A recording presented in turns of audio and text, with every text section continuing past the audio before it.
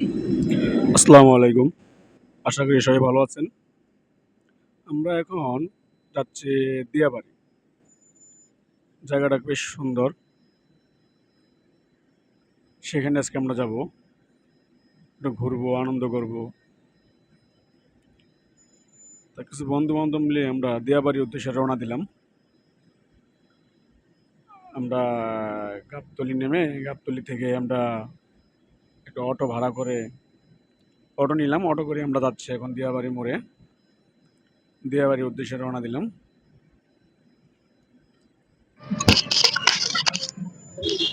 দিয়াবাড়ির উদ্দেশ্যে যাওয়ার পথে কিছু দৃশ্য দেখলাম, খুব ভালো লাগলো। রাস্তার দুপাশে অনেক ফুল গাছ, নার্সারি।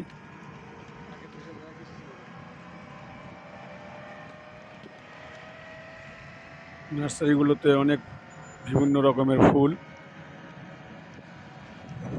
ফুলের বিভিন্ন জাতের ফুল আছে, ভালোই লাগে দেখতে। তো আমরা দিয়াবাড়ি বাইক চলেই আসছি। আর অল্প কিছুক্ষণ গেলেই আমরা মূল যে কাঙ্ক্ষিত যে জায়গাটা, সেখানে আমরা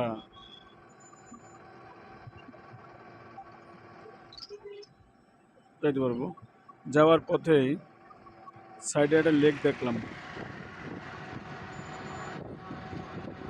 ভালো লাগলো দৃশ্যটা দেখে।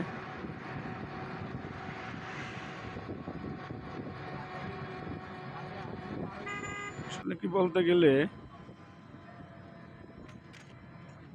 যানজটটা শহরের ভিতরে ঘোরার কোনো জায়গা, কোনো প্লেস নাই।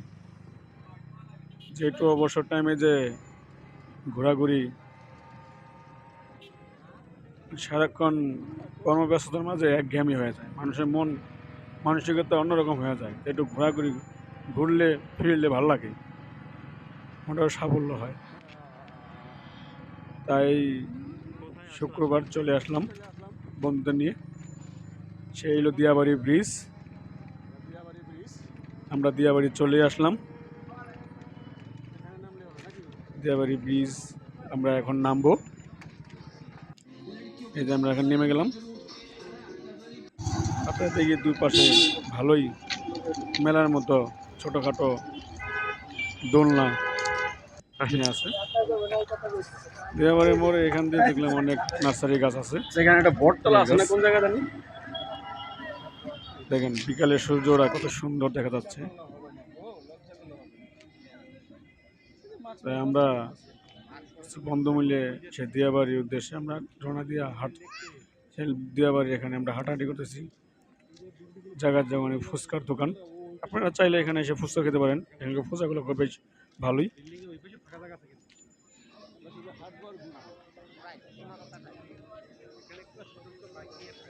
সুন্দর একটা জায়গা, মনোরম পরিবেশ।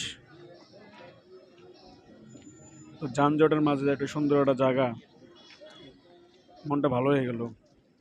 দেখেন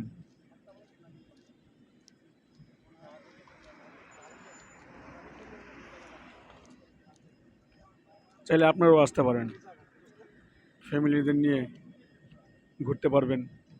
ঘোরার মতো সুন্দর একটা জায়গা, খেলাধুলাও করা যাবে এখানে।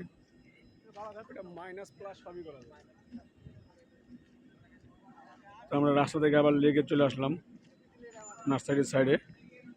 সেখান থেকে একটু ভিতর দিয়ে আমরা ঢুকে হাঁটাহাঁটি করতেছি, ঘুরলাম ফিরলাম, আনন্দ করলাম, চিল করলাম, এটাই।